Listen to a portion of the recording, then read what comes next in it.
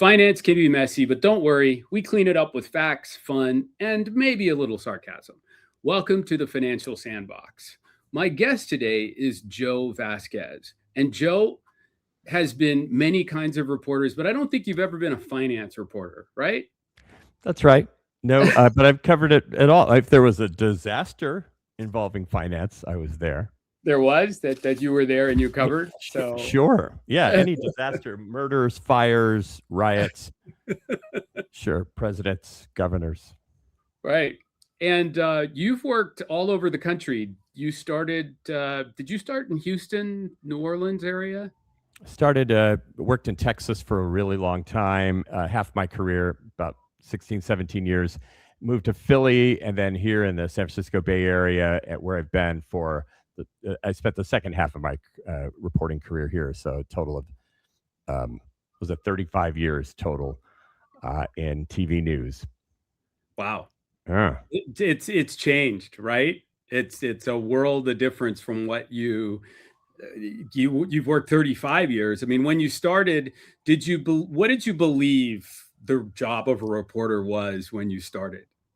that part really hasn't changed. Or, I mean, you go out, you find out what happened, and you tell the truth. And that part really has not changed. I know there are a lot of views about that, and you get it wrong sometimes because you have a tight deadline. You have a few hours to figure out what was happening, and often it's the case that reporters are being lied to by all sides, and you have to sort that out. It takes historians sometimes years to get to the actual truth. Right. But no, reporters. There are so many times I was told we thought it was going to be something, and then we get to the scene and it's completely a different story. It's the opposite sometimes, and you have a conversation with your editor and you go, well, it's a better story because it's the opposite, or it's not a story at all anymore.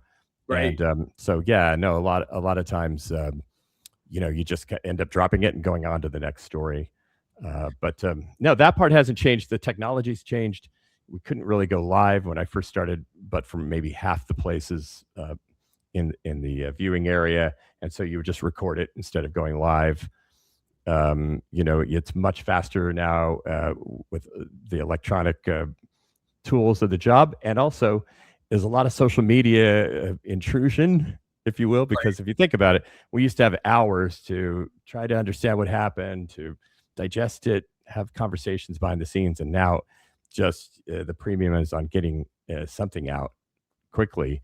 And that's where I think a lot of reporters just succumb to the pressure, and maybe they get it wrong. And I think I just sort of lived by a rule that you just can't get it wrong. It's your credibility is everything. And so sometimes I get beat, but because I was just trying to hold on to it and make sure I got it right before I put it out to the world. So you've covered hurricanes, politics, major Bay Area stories. Of all the beats and sort of breaking news, is there something that has most shaped your instincts as a journalist, as a reporter? And is there a difference between a journalist and a reporter? Yeah, no, a reporter is a journalist. I suppose the umbrella term also means editors and all the other staff that was involved with it. A reporter's the person on the ground who goes to the scene. And can I just say, I know people are a little skeptical, or a lot skeptical, as they should be, because it's a strange world right now where folks who are not reporters are sort of polluting the information landscape. There are people who are calling themselves reporters who often don't go to the scene and who often just sort of throw their politics in the middle of it. But I think that, generally, I would say a reporter is the one who goes there, tries to keep an objective outlook, tries to keep your mind clear of everything else but what you're seeing in front of you, and tries their best to report the facts. The reporter is the one who writes the story. Yeah, and a journalist can be anyone in that whole chain. And in TV news, where I worked, you have people who edit video. You have people who are behind the scenes, making sure the cameras work and that all of the technology works. So it's a big team effort. Right. Getting back to my question, what has shaped your instincts most? I mean, was there ever a story where you at the end of it in the editing and watching it later where you said, this is why I do this? Oh yeah, plenty of times. I think just the human spirit, and again, usually if I covered something, there was a tragedy, but just watching how people rose to the occasion almost universally, almost all the time. I mean, it Mhm. was rarely the case where I just walked away saying, I don't believe in humanity anymore, because if somebody would come through and show that humanity. So that was it was reaffirming. What shaped my view as a reporter, I mean, there's several things. My understanding of politics uh, on the ground level, when you really get down to it, as I mentioned, I don't know if I said this, but they're all lying liars.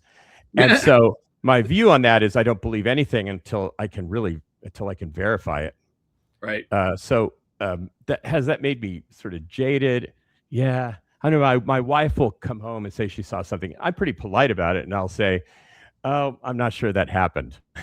And she'll say, "Well, I saw it with my own eyes. I recorded it with my phone camera, and I have signed affidavits from all the witnesses." And I'm like, "Let me see the video. Let me see the video." And so, I think that's healthy these days to have that sort of posture. And it comes from just like the litany of lies, just to constantly having people tell you that's not what really happened. Let me tell you, don't believe your own eyes, believe Right. me. And Right. so that has certainly shaped, my view of the world. I think that in terms of storytelling, I call myself a storyteller. You say you're the house whisperer, I'm the story whisperer, right? Like I'm like that kid in the movie who sees dead people. I see stories everywhere. I mean, and it's so that my training was such that honestly, there are some incredible stories, but 90% of the time, it's a okay story, and I have to go find what's interesting about it. And Right. so what I learned how to do is find the humanity, find the thing that made me go, that's interesting, and pull that out and put it up front and center. And I think that shaped my view of the world just as much as anything else, because there were times when I thought, there's no story here, there's nothing interesting. And I would find it out of desperation. I would find it. And I Right. think everybody's got a story. It just sometimes it does take someone who's skilled To like bring it out. myself to Yeah. to figure out the best way to tell the story. Right. A lot of people in 2026 believe that media has lost its credibility. From your perspective, what portion of that is deserved? What part of that is projection or politics or the economics of the time? Yeah, that last one's a big factor, right? Because media companies are depleting their resources because no one's watching appointment viewing anymore. No one's watching the 6 o'clock news at 6 o'clock. I mean, Mm, there is a chunk of older folks who are at home at that time. Most of the rest of the world is not. Most of the rest of the world's watching a recording or most likely on their phone, right? A little mm, snippet on their phone. right. That's what the biggest change. And so uh, in terms of the credibility, when you don't have the resources to go tell the full story, to get the full story, it's going to hurt your credibility. Right. There were times when I was super frustrated with the fact that I just had a deadline and I had to get it out that day, and that sometimes I wouldn't have the resources to go follow up. And I will just say the other part of it is it's just you don't have a rounded view of the world if you have fewer reporters. Yeah. So in my staff, for example, it was our job as reporters to pitch a story. To say, hey, I was talking to this homeowner or this business owner, and they said this is going on, and I think that's a story worth exploring. And we would call those maybe hard features. It was a business angle on a story, right? Hmm. Like, hey, the Hmm. housing market is changing in XYZ way. Nowadays, or in recent years, when I would pitch that to my editors, I would get this look like, wait, who died? No, nobody died. It's a good story. And they'd say, wait, what's the controversy? And I go, well, it's not really a controversy. It's a good story. It's something people need to know. And then they would say, well, we don't have the troops, so go cover the murder. That's the Yeah. difference. So there's a sense of, I like a vacuum in the middle of these newscasts and newspapers where it used to be a thicker newspaper. It used to be a more diverse newscast in terms of stories. And now, even though there are more newscasts on the air, there are fewer good stories. That's where I think the credibility gets lost, because we're, we were supposed to be holding up a mirror to society, and with fewer resources, you're holding up that carnival warped mirror, Right, and then right. people begin to think, oh, just everything's bad. We've always done bad news. It's always been the case. If you know your history, you know that news has always been, go find out what the terrible things that happen and report on them. It's just we're not filling it in with the hard features, the soft features, the things that make your heart skip a beat. Those are Sure. sometimes I would run into those stories, and I see those now. Like CBS still has a segment called On the Road. It's been on Mm, for like 50 years, and I see those, and sometimes I'll cry, not just because the story was touching, but because I sure. think, ah, that's what I was made to do, that kind of story, and there's just not Yeah. much of a place for it in the media landscape anymore. So a lot of times I think my perspective sometimes is that trust is fragmented because everyone has a camera and every story is instantly litigated online. Right. Um, what do you think has changed most from like the newsroom side to that person on the street that has that camera? Like your wife was saying, this is what I saw, right? So what do you think has changed? And not to keep this on this sort of, I want to get upbeat, but let's No, be no, I real. think this is an important conversation, and I find a lot of people are confused. Like, what is real? The guy I saw on TikTok, I trust him. He doesn't always get it right, but I like him. He didn't go there though, did he? And so I think that it's always been the case that you would get raw bits of information into the newsroom, right? And then you just check everything. You check it all. Okay, that's interesting. Oh, someone shot a snippet of video. Well, let's check it. What's the context of the video? Let's just make sure that's accurate, that it's true. Let's talk to the guy, really vet him. Let's see what other witnesses say, and does it line up? So it's always been the case you had little bits of information. It's now the case that there's a lot more video that's part of that information pie, and I think that is helpful. Actually, it helps round out the story. And I'll say throughout my career, for example, in the case of police abuse, I think Mm, cops are good guys. I think they're heroes until they're not. I think right. in the past that there's been abuse that just wasn't reported because often in my experience, I would have it, I'd have the evidence, I'd have the witnesses, I'd have the victim, and then I'd go to the cops and they'd say, that's not quite what happened. Do you have that evidence as line? Are you going to really run that story? Because you don't have it nailed down. And they would essentially bluff me into, and my editor into saying, well, we can't run it if they're saying it's not accurate. And then when video cameras appear, everyone's got a camera. Now, sometimes, often the context is missing, but it looks terrible. Every Right. police shooting looks terrible. And so, like, Right. the pendulum swings way the other way. Oh my God, look how all cops are terrible. Look how bad they all are. No, it's just that more of it's being caught on camera. And nowadays, police officers are wearing their body cameras. And so you have that perspective, which I actually think is good, not just because of transparency, but I think it keeps them in line a little better. That's my I also think experience it that. gives the viewer the perspective from the police officer's eyes, Yeah. right? You Yeah, can and there you can interpret it whatever way you want, but this is what the officer is seeing in real time. that's the context. Yeah, Yeah. that's right. So, um, it seems to me like news kind of shifted from verify then publish towards publish first and update later, right? Because it's more Yeah. clicks. Yeah, that's what it seems, and I can't refute that too much. I think what the deadlines changed. It used to be we're holding that till 5 o'clock till we're sure, till we're pretty sure, and now Right. it's get the news out on social media as soon as we can, so that we beat Channel 7 on Twitter, which I think Right. is, it's just it's a shame because like it starts, if you get it wrong, it pokes away at your credibility. I mean, but then I'll say that like sometimes you're working on a story and somebody's video goes viral on social media and you can't ignore it, and you may not have been able to fully vet it, and you got to somehow include it, and your hand is forced.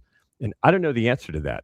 People are going to see it anyway, And by running the video and saying, "Oh, it's unverified, but this appears to have captured what happened," So you're putting your signature on it. You know, yeah, your news agency has now run that video. That's a tough one that I don't think has been sorted out. I think people are smart enough to understand that facts can change, but once a news organization puts their name on it, it's hard to right, pull it back. right, right. Um, so where is the moral compass when you look at news today? I mean, you have your own moral compass as an individual. Is there a separate moral compass as a reporter? Well, moral compass. I think there's I mean, there's a code of ethics. There are standards that a corporation sets that are followed generally. I mean, I know in my 35 years, I mean, I saw people work really hard to get to the truth, make sure that what they were telling was true, taking the hit if the competition got it before them and they couldn't verify it. I saw that over and over again, right? Like that. So that adherence to the truth, making sure that you have these back and forths with the editor. That I'll put it this: it's like to paraphrase the old quote about democracy. It's the worst system in the world to try and tell you what happened in a short deadline, except for everything else, right? You on the scene, looking people in the eye, smelling and touching and feeling and all the senses and hearing the timbre of their voice as they're lying to you to see who's lying the least, and then running it by an editor back and forth until your deadline hits. That's just Right. maybe it's the best we can do as humans, and with the social media landscape and the political landscape the way it is, I think there's this. It's easy to say, "Oh, well, you didn't get it right." Well, I think most people are trying to get it right.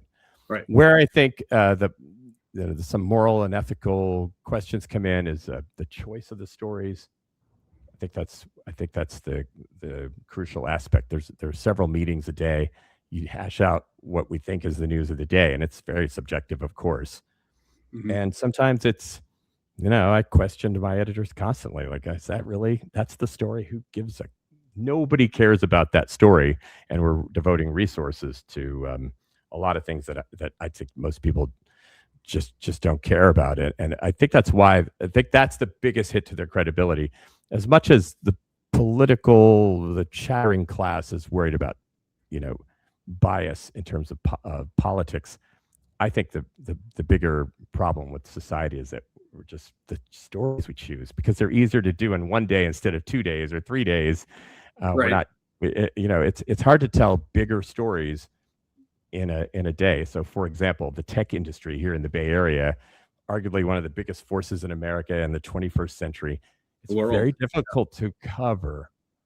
Yeah, in the world, it's very difficult to cover as a one-off, Yeah. as one story, and so we didn't cover it that well. We still do. I still don't think it's covered that well.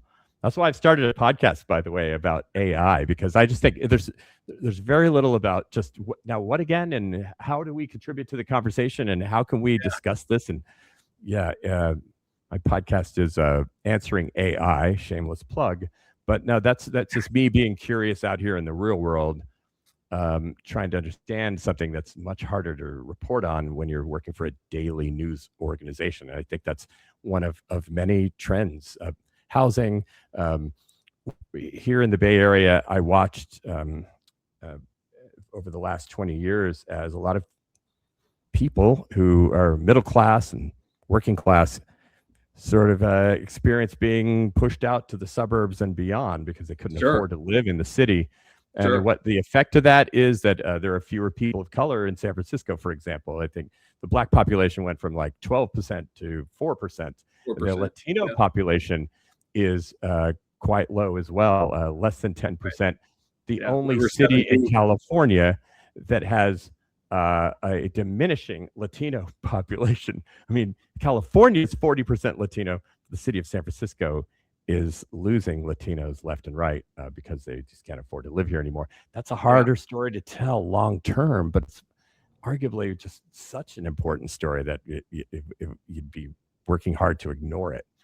Right. So, Have you ever had a story where you knew you could frame it in a way that would get more heat, more clicks, or more reaction, but you chose restraint. And if you did, what made you pull back? Restraint, not something journalists do well, especially TV news, right? But but in terms of whether I never amped up a story or made up facts or anything like that. Right. I think what you'll see, we talked about this earlier, but just pulling out the most interesting part and maybe spending too much time talking about that, or yeah, that was just part of the DNA of a TV news reporter to say, look what I've got. This is interesting. Tune in at 6, because it's a popularity contest and you're trying to get more viewers. That's Sure. always been the case. So clicks and views, same Right. thing. It's just, there's a lot of hawking like carnival barkers at it. Part of the job I never really appreciated, but no, you can't, you don't make stuff up.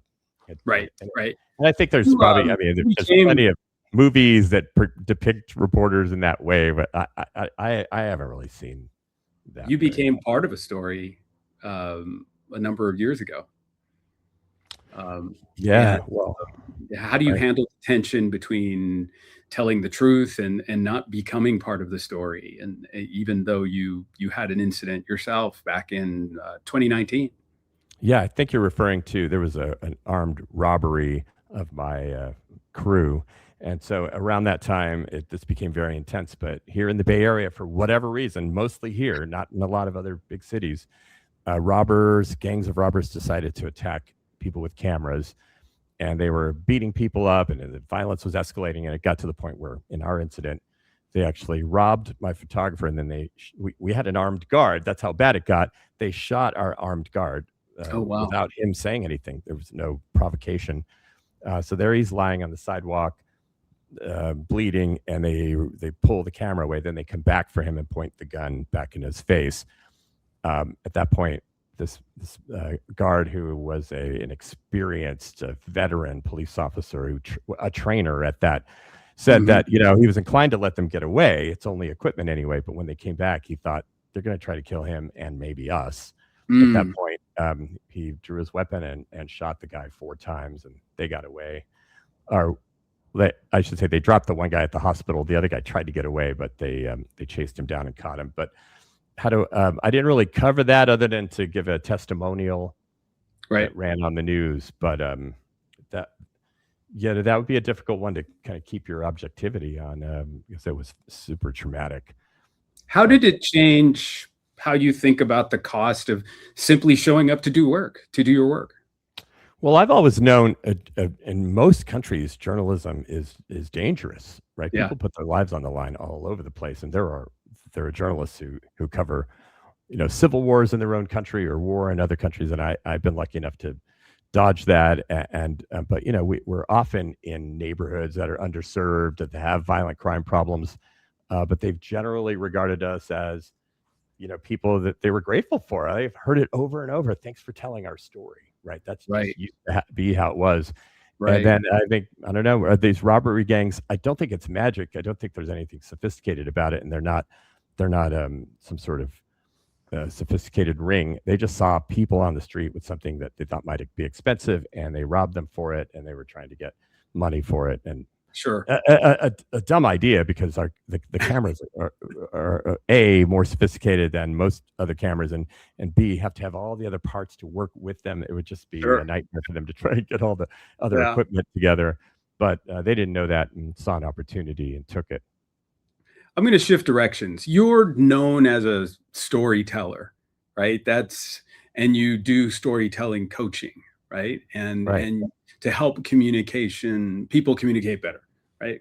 What did journalism teach you about story that most executives, founders of companies, public figures still don't understand? What don't they get? Well, that there's a structure and that it's a skill. And let me take those one at a time. That there's a structure, meaning simply there's a once upon a time, and there's a the end, and there's a part in the middle, and there's a way to sort of develop a story depending on what elements you have. Do you have an interesting character, or do you have some nugget of interest? Is there something visual that you could play up? And so the once upon a time these days has to get to like be right at the top. I mean, there used to be Mm. a little wind up. You used to remember that like a few years ago when you would do a video and you would say your name at the beginning, and now it's just like cut to the chase, cut to the end of the chase, Right. and that's just where we are with the lack of attention. And so, having to disseminate. That is to digest and then disseminate information every day on a short deadline and only in 2-minute bursts. That taught me to keep it really tight, to keep it concise, and how to still keep a structure, a beginning, middle, and end to a story. Mm-hmm. So that's one thing. The second is this, that it's a skill, and that I find people using across the board. If they're not a trained storyteller, I find them using what is this sort of this language, this self-defeating language that sounds like, well, I'm really good at X, but I'm no storyteller. I'm not very good at that. And that's fine, but it's a skill. And so like I think once they learn it's a skill, they realize, oh, like any other skill, you have to do it 10,000 times to be an expert. But it's all in the curve, right? Like I'm assuming when you started this podcast, you weren't as good as you are now because it just takes practice. It takes making mistakes. It takes putting yourself out there and perhaps risking your reputation a little bit because you're like, oh man, this doesn't make me look good, but I have to keep going because the only way to get better is to keep going. That's a risk that you took to do that. And so I think so those two things primarily is that there is that storytelling is a skill, and that once people figure out there's a structure, I think they relax a little bit, right? They think, I'm not good at winging this, but I'll try to wing it. Hardly anyone can wing it. There's some naturals, but they don't always nail it. But if there's a structure, there's a beginning and a middle, and then you sort of know where you're going to land at the end. And that's so helpful. It puts people's minds at ease, and it makes them recognize that they can do this too. What have you learned about the camera as a truth teller versus the camera as like a performance machine? Camera as a truth teller, well, it can capture moments. Like the kids are really good at this. My daughter's 14. I will see them just turn the camera on and capture something, and it's beautiful, and there's no hesitation. So it's not just about what you can say to it, but what you can actually turn on it and get, like those little moments. That is a spectacular storytelling device. And I mean, I could think of a bunch of examples, but I'm working with clients now, having them use a camera, an iPhone, to help tell their story. There's one client I have, FST Concrete. So it's a concrete company. And, so it's not the most exciting, industry, but they do this thing where they're using this high-tech equipment to make sure that everything's level, so that they don't have to go back after they've built some big building or a hospital or school and go back and jackhammer it up to fix it because it wasn't quite level when they were putting the concrete down. Like that's a relatively new development, and it's something that they're having trouble communicating in their meetings when they meet with people and they have their, their presentation, in the boardroom. So they asked me to shoot video of it, and I captured this moment where they turn on the fancy equipment and they've got a screen and they go, see that right there? Oh, that's that right there. It's not level. So they call the contractor over and they tell him, see this? You can fix it. If you fix it now, it's perfect. Then the guy goes, hey guys, whistles the guys over and they fix it.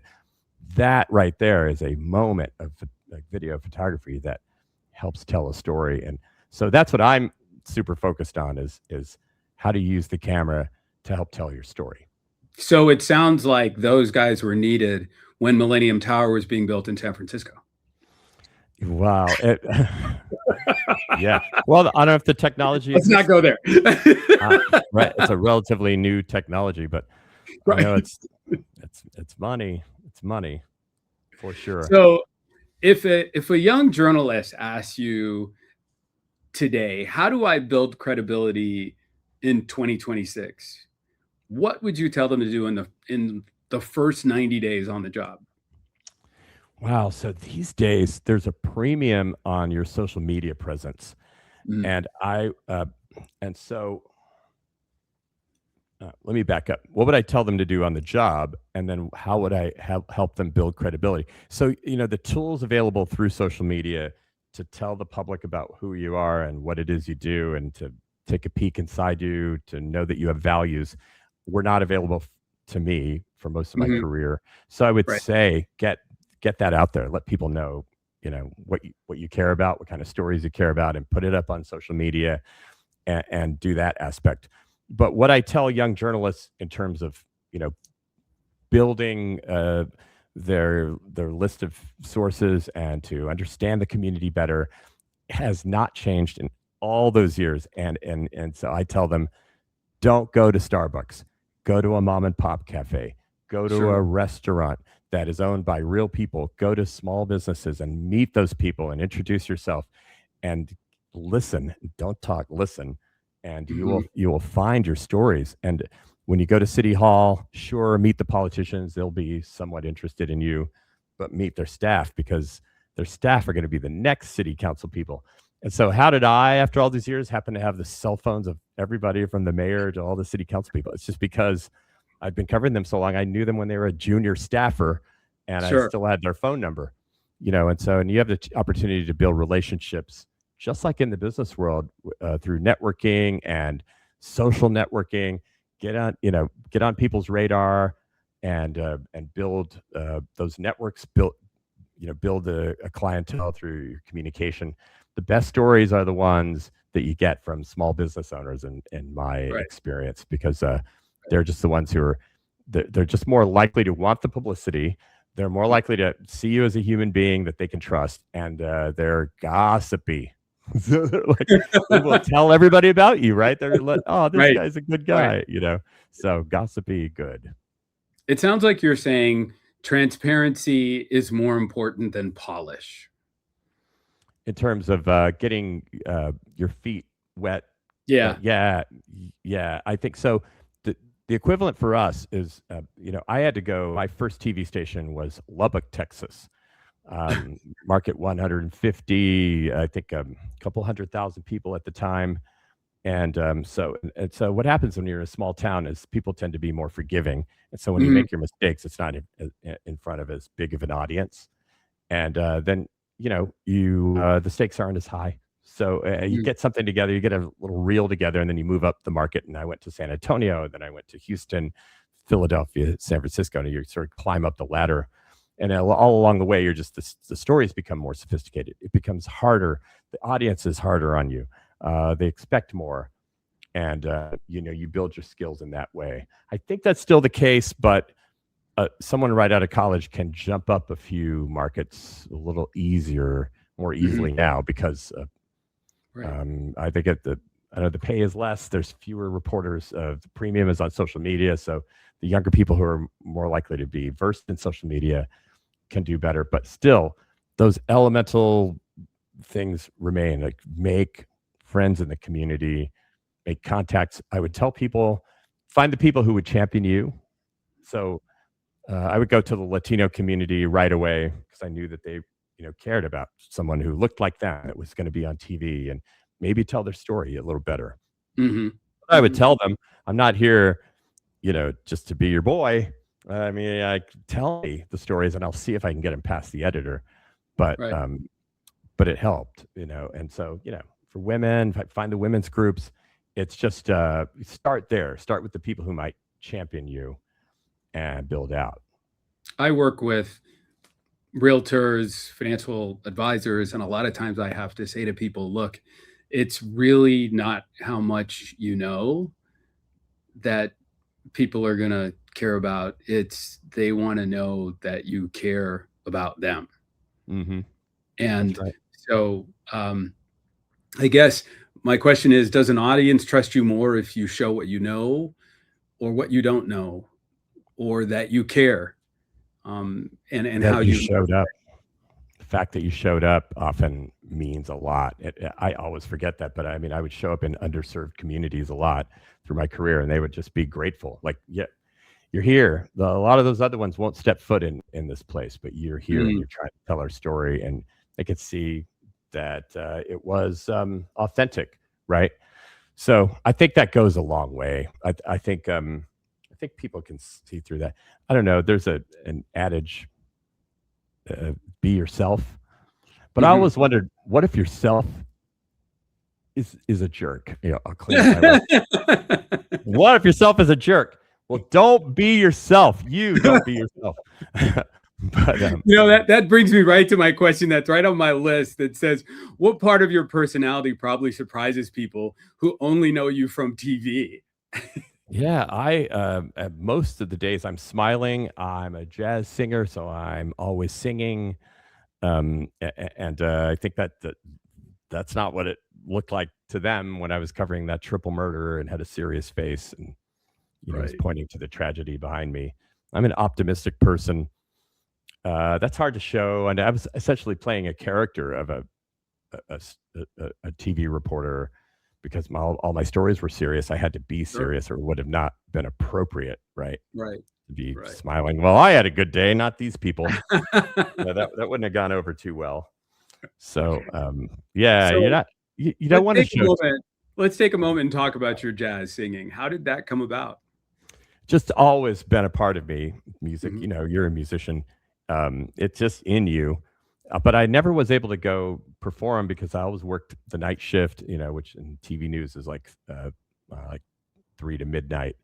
And Right. so, and this is actually the case, but my neighbor, Ned Boynton, who plays guitar here and plays all around the Bay Area, I would sometimes I'd find out where he was playing. And if my crime scene was near his stage, I would run over, sing a couple songs, and then get off and then go do my live shot. But I really couldn't, go hang out like I do now several nights a week and go sing and study music and work on my voice. And so like I'm really taking it seriously now because I have the opportunity now that I'm out of that that track meet of news. Right. Right. Um, what do you hope journalism becomes over the next 10 years? I think it sounds. I think it sounds to me, listening to you, that journalism has kind of lost its footing. What do you Hmm. think or hope for the next 10 years? What do you see as different? Lost its footing. I think journalism is largely intact. It is still serious. There are reporters putting their bodies on the line every day, and they are getting it right for the most part. Mhm. I don't think they've lost their footing in that regard. I think that media companies, Mm, and if you really explore this issue, small town America, the little newspapers across America are now being bought up by hedge funds, and they're depleting their resources. They're depleting their reporter ranks. So it's the depletion of the media organizations that has them losing their footing. But actual reporting still happens, and I have great hope that will continue to happen. I think what we'll see, I don't know what the more immediate changes are going to be because of AI.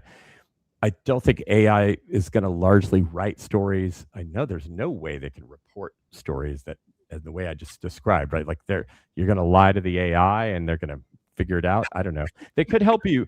I think this would be really helpful to have some sort of AI near you so that when someone lies, you can go, well, and they go, nah, that was crap. That was complete crap.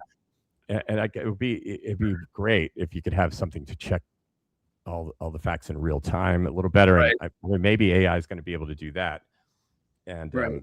but so there may be some tools that I haven't even thought of yet that are going to help journalists along, and maybe with their depleted resources they can do a better job. And otherwise, it's going to be up to folks who are not necessarily trained journalists, but who care, who are going to Right. go out there and go, I'm going to try. I'm going to try this too. You don't. There's no such thing as a journalist license, so they may go down to City Hall and they may try to uncover things. And I see that with blogs sometimes, and there's some good work being done. I mean, they have good instincts. They're like we got to get to the bottom of this and follow the money. And I see that, and I think, yeah, that's good. I mean, you're filling in a hole that journalism is leaving right now. Sure. Sure. Um, so I think you could see some blogs that could fill the space if that journalism is leaving behind. But Right. I wince because I think, but do they know? Like, they don't often get all sides of the story. They may not be skilled in vetting Right. Yeah. Sure. information. Sure. They often have a a political bent one way or the other. Right. Yeah. So I don't So know. I got a couple rapid fire questions for you. Yep. One word that best describes media in 2026. Disabled. One word that describes great journalism. Empathy. Story first or facts first? Always facts. Always facts. So, what's the most underrated quality in a reporter? Underrated by the public. Underrated. Sure. Yeah. Yeah. You see a few trophies behind me, and I don't really talk too much about those. Those are I was going to mention your Emmys in the background, but team efforts. Like those the whole team got put it in, and we got nominated and we won. I never really put in for individual ones, but really though it's the turning chicken scratch into chicken salad. I think your endurance, your ability to go cover just sort of the story that you ended up with that day, which was not a great story, and find the humanity in it, impart it to the viewer in such a way that it was interesting. That is a super valuable trait, because I think you spend a good chunk of your time, maybe a majority of your time, covering stories that are like, oh, that's all right. It's not a great story, but then you put some time and polish and work into it and some skill, and you go, of course it's not a great story, but it's a good story. And we did a little something tonight. We put light on an issue. We informed the public. And so, like, the attitude that it takes, the effort, the skill that it takes to take just a regular story and make it, find the juice, I call it, but find what's interesting about it and present it. That's the probably the most important quality, aside from being able to hold your pee out of crime scenes for long periods of time. Is there a reporter out there that you most admire, living or dead? There's a guy here in San Francisco, the only one who I pay a subscription to, and his name is Joe Vasquez. Everyone knows he's the best reporter in town. He's an editor at the Mission Local. It's an online news agency. It's not very big, and it's the little engine that could. And they break stories. They beat the San Francisco Chronicle constantly. And the guy's fair and smack dab accurate. And I admire him greatly because he seems to hold it together with a good attitude, but also like holding officials accountable. It's important. And I don't know how exactly this works. He's an editor at this news agency, but I pay to have him text me whatever it is that the news is of the day. And that may be a model we see more likely. I mean, I found that people were loyal to me sometimes and not my news agency. So it could be that people sort of tune into individual reporters more than the actual agency itself. So I'm a big cartoon person. Okay. I love my friends who have kids are always, if there's a new movie out and the parents don't want to go, they'll say, call Uncle Herb, he'll take you. Okay. Right. Is there a cartoon character in your life, in your memory, in your mind that describes Joe? Wow. That describes me. I also see the world in cartoons, by the way. It all is just one big Bugs Bunny episode. Right. Oh, no. Isn't it Bugs Bunny? Isn't that the everyman? I sort of see myself as the guy who's kind of chomping on the carrot and watching the world go by and thinking kind of sarcastically about it. probably Bugs Bunny. I'm Bugs Bunny. Yeah. Wow. Who knew? Oh, guess That's so. awesome. That's awesome. Well, folks, that's a wrap. Don't forget to like, subscribe, and stay tuned for more real, raw financial talk in the sandbox. Even though we didn't talk finance today, we talked media, publishing, and Joe Vasquez and his journey in being a reporter. This has been awesome. I've really enjoyed having you on. My pleasure. Thanks for taking the time to join me today.